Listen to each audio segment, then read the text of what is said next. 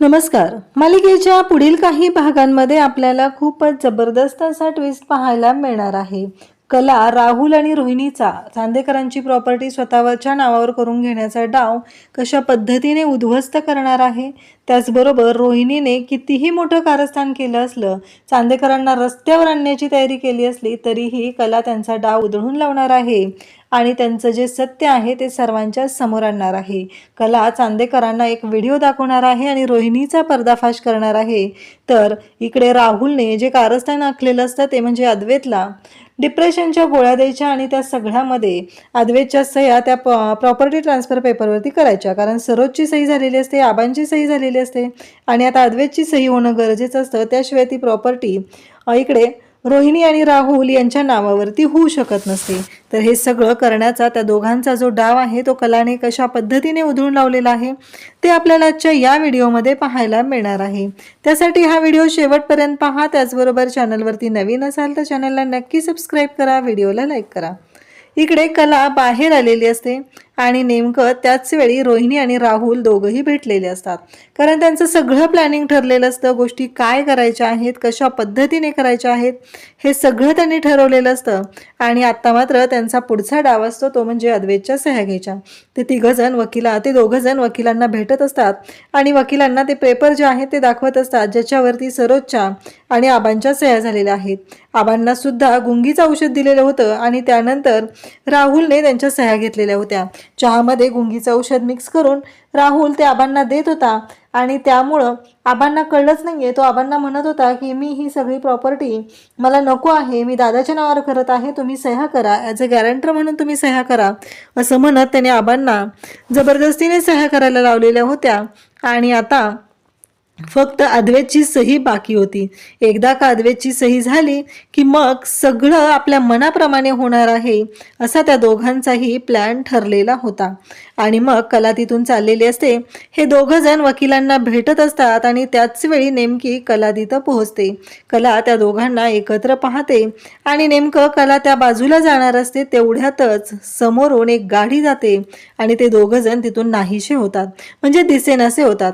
अचानक त्या दोघांनाही कळलेलं असतं की हे सगळं कशामुळे झालेलं आहे आणि त्यामुळंच ते दोघं जण आता तिथून गायब झालेले असतात. पण कलाने पाहिलेलं असतं ते अगदी बरोबर आहे की ते दोघं जण वकिलांसोबत तिथं होते आणि त्याचबरोबर वकिलांसोबत तिथं बोलत होते. ही गोष्ट सुद्धा कलाला कळलेली आहे. त्याच दिवशी तिला एक पेपर सापडलेला होता.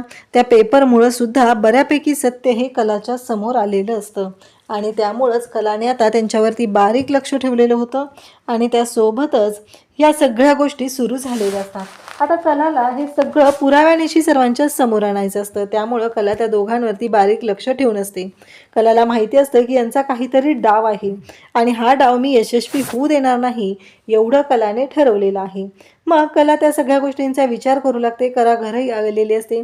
आता तरी आपण चांदेकरला एवढे लवकर काही सांगायला नको. जर आपण चांदेकरला काही सांगितलं तर त्याचा आपल्यावरती विश्वास बसणार नाही, कारण माझ्याकडे कोणताही पुरावा नाही आणि मी जर एवढं ठामपणे बोलत असेल तर चांदेकर माझ्यावरती विश्वास ठेवणार नाही याची खात्री कलाला असते.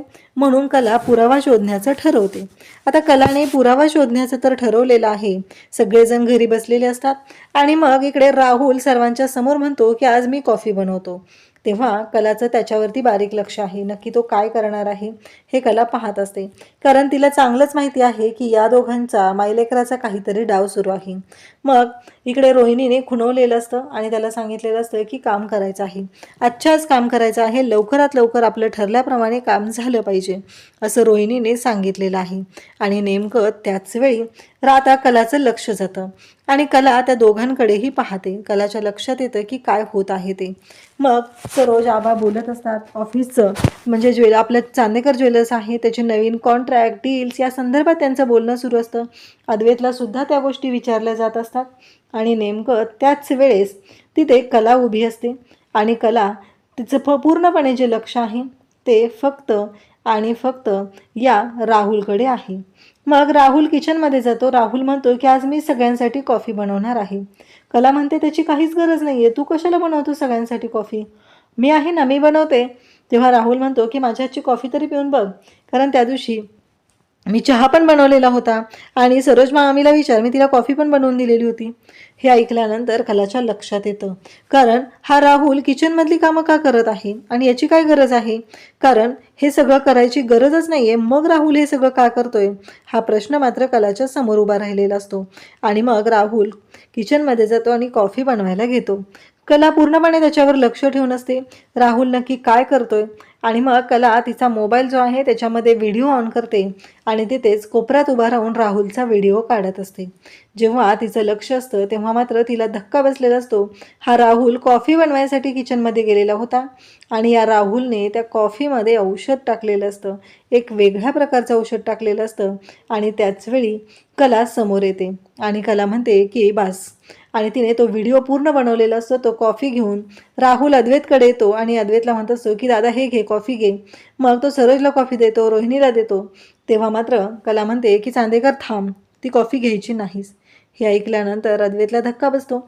अद्वैत म्हणतो काय बोलतेस तू हे? तेव्हा कला म्हणते की हो, मी तेच सांगते तुला, कारण त्या कॉफीमध्ये राहुलने काहीतरी मिक्स केलेलं आहे आणि ती कॉफी आता त्याने तुला आणून देत आहे. त्यामुळंच मी तुला सांगते की ती कॉफी तू घेऊ नको, हे कला ठामपणे सांगत असते. आणि तेव्हा मात्र अद्वैत म्हणत असतो म्हणजे काय बोलतेस तू? रोहिणी कांगावा करायला सुरुवात करते, झालं का? भावाभावांमध्ये फूट पाडण्याची तयारी केलेली आहे आणि हे सगळं जे काही करत आहे ती कला करत आहे, हे सगळं कलामुळं होतंय असं ती सगळ्यांना सांगू लागते. तेव्हा मात्र इकडे रोहिणी, त्याचबरोबर रजनी, सरोज सगळेजण तिथं असतात. सरोज म्हणते की कला काय झालंय नक्की सांग बरं. तेव्हा कला म्हणते की सरोज मॅम तुम्हाला एक सांगू का, राहुलने कॉफी बनवण्याचं ठरवलं तेव्हापासून मी त्याच्यावरची लक्ष ठेवून आहे. राहुल किचनमध्ये गेला, त्याने कॉफी बनवली आणि पहिल्यांदा चांदेकरच्या कॉफीच्या मगमध्ये त्याने काही औषधाचे काही थेंब टाकले आणि ती कॉफी ढवळून त्याने स्पेशली तो कप अद्वैतला दिलेला आहे, हे सांगितलं जातं. तेव्हा मात्र सरोज म्हणते पण तू काय असं काय बोलतेस? मला माहिती आहे तू खरं बोलतेस, पण कारण बाकीच्यांना तर पुरावा लागेल ना. कला म्हणते की मला माहिती आहे की बाकीच्यांना पुरावा लागणार आहे, त्यासाठी मी पुरावा बनवलेला आहे. माझ्याकडे पुरावा आहे, तो म्हणजे राहुल जेव्हा हे सगळं करत होता त्याचा मी व्हिडिओ शूट केलेला आहे. हे ऐकल्यानंतर रोहिणी आणि राहुल यांच्या पायाखालची जमीनच सरकते. त्या दोघांनाही कळायचं बंद होतं. आबा म्हणतात काय बोलतेस तू हे सगळं? तेव्हा कला म्हणते की हो, मला तर खात्री आहे की चांदेकरांवरती जी जी संकट येत आहेत त्या सगळ्याच्या मागे रोहिणी मॅम, राहुल आणि नैना हेच तिघजण आहेत. हेच तिघजण मिळून चांदेकरांना डुबवण्याचा प्रयत्न करत आहेत. कारण मागच्या वेळेस ही राहुलने कंपनीमध्ये आपल्या चांदेकर ज्वेलर्समध्ये एवढा मोठा घोटाळा केला आणि त्याचबरोबर त्यामध्ये त्याने चांदेकरला अडकवलं. इतका खोटारडेपणा तो करत आहे असं कला आवर्जून सांगत असते. आता मात्र आबांनाही धक्का बसलेला असतो. आबा म्हणत असतात काय सांगतेस तू हे सगळं? तेव्हा कला म्हणते हा बघा व्हिडिओ आबा. तेव्हा आबांना कला विचारते की तुम्हाला त्या दिवशी राहुलने चहा दिला होता पहिला? तेव्हा आबा म्हणतात की हो, मला राहुलने चहा दिला होता आणि तो सुधारलाय. अगं त्याने त्याची सगळी प्रॉपर्टी त्याच्या नावावरची त्याची पॉवर ऑफ अटर्नी करून त्याने अद्वैतच्या नावावर केली आहे. तेव्हा कला म्हणते कसं शक्य आबा, तुम्ही काय बोलता हे सगळं? तेव्हा आबा म्हणतात की हो, मला राहुलने चहा दिलेला आणि त्यानंतर त्याने त्या पेपरवरती सह्या घेतलेल्या आहेत. हे ऐकल्यानंतर मात्र कलाला धक्का बसतो. कला म्हणते की आबा काय केलंस तुम्ही? तुम्हाला नाही माहिती कशाचे पेपर होते ते? कारण राहुल काहीही झालं तरीही त्याची प्रॉपर्टी जी आहे, त्याच्या हिश्श्याची प्रॉपर्टी आहे, ती अद्वैतच्या नावावर कधीच करणार नाही असं कला ठणकावून सांगू लागते. तेव्हा मात्र आबांना धक्का बसलेला असतो. आबा म्हणतात काय केलंस तू हे सगळं? असं म्हणत आबा राहुलच्या अंगावरती धावून जातात. तेव्हा राहुल म्हणतो मी काहीच नाही केलेलं आबा. अहो खरंच तुम्ही ज्या सह्या केलेल्या होत्या त्या मी माझ्या नावाची प्रॉपर्टी दादाच्या नावावर ट्रान्सफर करत आहे त्याच्या सह्या होत्या, बाकी काहीच नव्हतं. आणि ही कला काही सांगते, तुम्ही तिचं कशाला ऐकताय? असं तो आबांना सांगू लागतो. तेव्हा मात्र कला म्हणत असते की बाद झालं, आतापर्यंत खूप ऐकून घेतलेलं आहे पण आता नाही. आता माझ्याकडे पुरावा आहे आणि तुला आता कबूल करावंच लागणार आहे राहुल, कारण तू जे काही केलेलं आहे ते पूर्णपणे चुकीचं केलेलं आहे.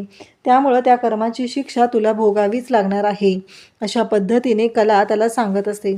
आता मात्र राहुलला खरं तर राग आलेला असतो. त्याला ही गोष्ट पटत नसते, कारण त्याला असं वाटत असतं की नाही, या सगळ्याच्या मागे जर ही कला हात धुवून लागली तर आपण पूर्णपणे अडकू. तेव्हा तो मम्मा तू बघ ना काहीतरी, ही कशी माझ्यावर आरोप करते? तेव्हा रोहिणी म्हणते अगं कला तुला कळतंय का, तू भावाभावांमध्ये तर फूट पाडलेलीच आहे, घरातल्यांच्या मनात पण आमच्याबद्दल चुकीचे विचार पेरायला लागलेले आहेस, तुला कळतंय का तू काय करतेस? असं म्हणत ती पण आता इकडे कलाच्या अंगावरती धावून येते. तेव्हा मात्र कलाला प्रश्न पडलेला असतो की करायचं काय, कारण तिच्याकडे व्हिडिओ आहे. मग तो व्हिडिओ सरोजला दाखवते आणि अद्वैतलाही दाखवते. तेव्हा मात्र आबा म्हणतात की बाद झालं, ह्या राहुलचा अति झालेला आहे. त्यानंतर कला म्हणते की मला आणखी काही गोष्टी तुम्हाला सांगायच्या आहेत. आता सगळेजण पाहत राहतात. तेव्हा कला आबांना म्हणते की आबा, त्या दिवशी तुम्ही प्रॉपर्टी ट्रान्सफरच्या पेपरवरती सह्या केल्या, पण ती प्रॉपर्टी राहुलच्या नावावरून अद्वैतच्या नावावर ट्रान्सफर करण्याच्या पेपरवरती नाही, तर चांदेकरांची प्रॉपर्टी तुम्ही रोहिणी मॅडमच्या नावावरती म्हणजे रोहिणी फडतरे यांच्या नावावरती ट्रान्सफर करताय, या पेपरवरती सह्या केलेल्या आहेत. आबा म्हणतात काय, कसं शक्य आहे ते सगळं? तेव्हा कला म्हणते हो, त्याच पेपरवरती तुम्ही सह्या केलेल्या आहेत. आणि मग रोहिणी म्हणते काय पण काय बोलतेस तू, माझ्या मुलावर आरोप करते? तेव्हा कला म्हणते की बाद झालं रोहिणी मॅडम, कारण तुम्हीही तुमच्या मुलाला सामील आहात, कारण तुम्ही या दोघांनी मिळून हे कारस्थान रचलेलं आहे. हे सगळं मला माहिती आहे आणि म्हणूनच मी तुम्हाला सांगत आहे, कारण तो व्हिडिओसुद्धा माझ्याकडे आहे. परवा तुम्ही वकिलांना भेटलेला होता आणि ज्या पेपरवरती तुम्ही आबांच्या आणि त्याचबरोबर सरोज मॅडमच्या सह्या घेतलेल्या आहेत. तेव्हा कला म्हणते सरोज मॅडम, तुम्हाला आठवतंय का, परवा तुम्ही ऑफिसमध्ये होता, मला खूप अस्वस्थ होत होतं आणि नेमकं त्याचवेळी तुम्ही काही पेपर सह्या करत होता, कारण ऑफिसमधलं बरंच काम पेंडिंग होतं. पण त्याच पेपरमध्ये एक पेपर असा होता की जो प्रॉपर्टी ट्रान्सफरचा पेपर होता आणि त्या पेपरवरती तुम्ही सह्या केलेल्या आहेत. हे दोन्ही पेपर मी माझ्या ताब्यात मिळवलेले आहेत, असं म्हणत कला ते पेपर सगळ्यांना दाखवू लागते. तेव्हा मात्र सरोजला आणि त्याचबरोबर आबांना दोघांनाही धक्का बसलेला असतो की हे कसं शक्य आहे, कारण अशा गोष्टी कसं काय होऊ शकतात आणि राहुल आणि रोहिणी एवढ्या खालच्या थराला कसे पोचलेले आहेत, असं म्हणत आता सरोजला आणि कलाला खूप राग आलेला असतो. कारण ते पेपर कलाने तर फाडून टाकलेले असतात, पण अद्वैतला सुद्धा राग आलेला असतो. त्या क्षणी अद्वैत म्हणतो की मी आत्ताच्या आत्ता पोलिसांना बोलवणार आहे आणि या राहुलला पोलिसांच्या ताब्यात देणार आहे, असं तो बोलत असतो. तेव्हा मात्र कला अद्वैतला शांत करू लागते आणि मग अद्वैत, राहुल सगळेजण तिथे उभे असतात, पण आबांचा राग अनावर झालेला असतो, सरोजचा राग अनावर झालेला असतो. त्या क्षणी आबा सनसनीत अशी राहुलच्या कानाखाली लगावतात आणि म्हणतात की बाद झालं, आत्तापर्यंत खूप ऐकलेलं होतं. आणि त्याचबरोबर कला तिथं जाते आणि म्हणते की माझ्या नवऱ्याच्या जीवावर उठण्याचा प्रयत्न केलेला आहे, तर तुला आता त्याची चांगली शिक्षा भोगावी लागणार आहे, असं म्हणत कलासुद्धा त्याला बोलत असते. आणि सर्व चांदेकरांचंच मीठ खाल्लेलं आहे आणि खाल्लेल्या ताटात तुम्ही अशा पद्धतीने कसं वागत आहात, असं म्हणत कला त्यांना बोलत असते. कारण उपकाराची तर जाणीव तुम्ही ठेवलेलीच नाही. आजपर्यंत राहुल, तुला चांदेकरांनी काय कमी पडू दिलेलं आहे? तू चांदेकरांच्या घरात राहतो, ऐश्वर्यात राहतो, पण तुझी ती लायकी आहे का, असं कला त्याला विचारते. तेव्हा सरोज म्हणते बरोबर आहे, कारण आधी रस्त्यावर हिंडत होता, बापाने सोडलं तेव्हा तेच चांगलं होतं आणि आता याला एवढा मार सुटलेला आहे, आम्हाला रस्त्यावर काढायची स्वप्न बघत आहे, असं म्हणत सरोजला सुद्धा खूप राग आलेला असतो. सरोजसुद्धा खूप चिडलेली असते आणि आज कलामुळे सर्व चांदेकर रस्त्यावर येण्यापासून वाचलेले असतात. अद्वैत कलाच्या जवळ जातो आणि कलाला मिठी मारतो. कलाला म्हणतो की खरंच तू ग्रेट आहेस, आज जर तू नसतीस तर काय झालं असतं, असं म्हणत तो कलाचीही माफी मागत असतो, तिला जवळ घेत असतो. कारण मी असं कसं काय वागू शकतो, कारण तो जर मला कॉफी देत असेल तर मी ती कॉफी चेक केली पाहिजे आणि त्यानंतरच ती घेतली पाहिजे, कारण माझ्या मनात शंका येतच नाही आहे, तुझ्या मनात कसं काय शंका येतात? तेव्हा कला म्हणते की माझा त्या व्यक्तीवरती संशय आहे आणि म्हणूनच माझ्या मनात त्याच्याबद्दल तेवढ्या शंका येत असतात, असं कलाने स्पष्टपणे सांगितलेलं असतं. आणि आता मात्र अद्वैत आणि कला दोघंही एकमेकांकडे पाहत असतात आणि त्यांना दोघांनाही कळून चुकलेलं असतं की हे सगळं काय घडलेलं आहे. आबांनासुद्धा खूप बरं वाटतं, पण इकडे आबांनी एक निर्णय घेतलेला आहे, तो म्हणजे रोहिणी आणि राहुल यांना प्रॉपर्टीतनं तर बेदखल केलेलंच आहे, पण आता त्याचबरोबर घराच्या बाहेर हकलण्याचा निर्णय घेतलेला आहे. आबांनी ठरवलेलं आहे की या रोहिणीचा काहीही घराशी संबंध नाही आहे. आता इतके दिवस मी तिला सांभाळलेलं आहे, पण यापुढं ती या घरात राहू शकत नाही, कारण त्या प्रॉपर्टीवरती तर तिचा हक्कच नाही आणि त्याचबरोबर या घरावरती सुद्धा तिचा हक्क नाही, कारण मीच तसं माझं विल बनवून घेतलेलं आहे आणि काही दिवसांपूर्वीच ते बनवून घेतलेलं आहे, असं आबांनी सांगत खूप मोठा धमाका केलेला असतो. आणि सरोजने मात्र रोहिणी ऐकत नाही आहे, तर सरोजने कलाने आणि सरोजने रोहिणीचा हात पकडलेला आहे आणि खेचत तिला दरवाजापर्यंत नेलेला आहे आणि दरवाजा बंद केलेला आहे. म्हणजे फायनली राहुल आणि रोहिणीची हकलपट्टी करत बाकीचे चांदेकर एकत्र आलेले आहेत आणि ते सुखाचा संसार करणार आहेत. अशाच अपडेटसाठी चॅनलशी कनेक्ट राहा. थँक्यू.